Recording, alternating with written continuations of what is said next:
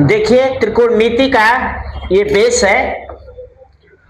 अगर आपका ट्रायंगल अगर दिया हुआ है, ठीक है, और साइन ए का मान पूछ रहा है, या साइन ए का, कास ए का, टेन ए का, या कोसेक ए का, सेक, ठीक है, इस सब का अगर मान अलग अलग पूछ रहा है, इसको कैसे निकालते हैं? देखिए इसका फार्मूला होता है साइन ए बराबर, ठीक है, साइन ए बराबर बीसी बटे एसी, बीसी बटे एसी, कास ए बराबर ए बी बटे एसी, टेन ए बराबर बीसी, ठीक है, बीसी बटे ए बी, ठीक है। अब देखिए इसका जब सेक का निकालेंगे, चाहे कोसेक का निकालेंगे, चाहे टैन का निकालेंगे, काट का निकालेंगे, ठीक है, तो उसका क्या आएगा? देखिए इसका व्युत्क्रम, इसका उल्टा होता है कोसेक, ठीक है। जब आपका साइन दिया है तो कोसेक निकाला जा सकता है। जैसे देखिए अब इसका कोसेक का मान निकालिए चौथा, ठीक है, कोसेक, कोसेक ए बराबर, कोसेक ए बराबर होता है ए सी, इसी का उल्टा लिख दीजिए, ए सी नीचे है तो ए सी ऊपर चला जाएगा, ए सी बटे बी सी, ठीक है। काट का होता है सेक, कास का व्युत्क्रम उल्टा क्या होता है? सेक, ठीक है, क्या होता है? सेक, यानी सेक ए इक्वल टू ए सी बटे ए बी, क्या होता है? सेक का ए सी बटे ए बी, और टेन का बी सी बटे ए बी है, तो काट का क्या हो जाएगा? टेन का उल्टा, ठीक है, टेन का उल्टा काट हो जाएगा, यानी ए बी बटे बी सी, ठीक है, ठीक है। अब देखिए इसी तरह से एक सवाल इस पे लगाते हैं, ठीक है, देखिए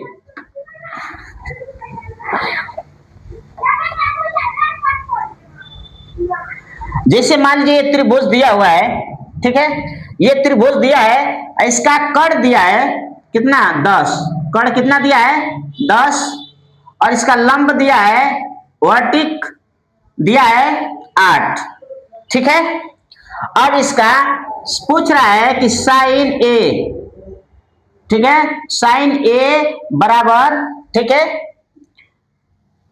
साइन ए बराबर 8 बटे 10, ठीक है, ये साइन ए बराबर 8 बटे 10 दिया है, तो टेन ए का मान बताइए, टेन ए का मान क्या होगा? क्या होगा, ठीक है। अब टेन ए का मान हमको निकालना है, तो टेन बराबर होता क्या है?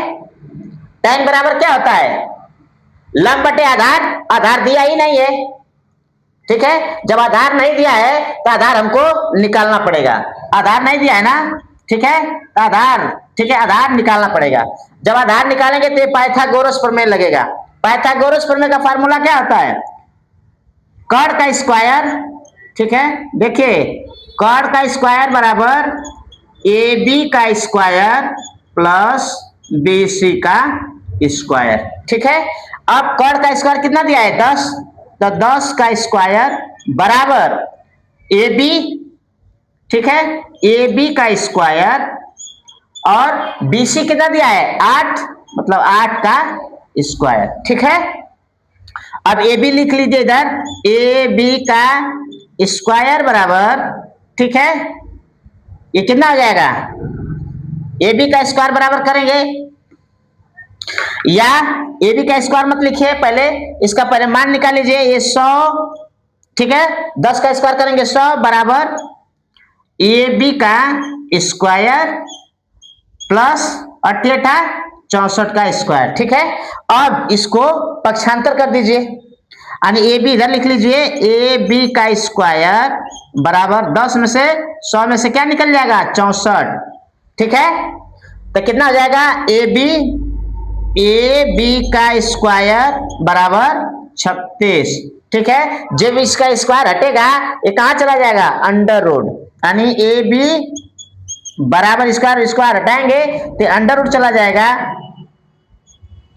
36, ठीक है। तो इसका अब उसका कर दीजिए, ए बी 6 इंटू 6, ठीक है, तो ए बी का मान क्या आ जाएगा? ए बी बराबर 6। अब यहाँ क्या आएगा, ए बी का मान 6 आ गया ना। जब 6 आ गया तो अब tan का मान कितना हो जाएगा, यहाँ लिखिए tan ए बराबर, tan ए बराबर कितना, लंब बटे आधार यानी 8/6, ठीक है, BC बटे AB। अब इसको छोटा कर दीजिए, 2 चौको 8, 2 तिहाई 6, tan का मान कितना हो गया, 4/3, ठीक है। इसी तरह से आप अलग अलग सेक का, ठीक है, कोसेक का, या सबका मान अलग अलग करके निकाल लेंगे, ठीक है।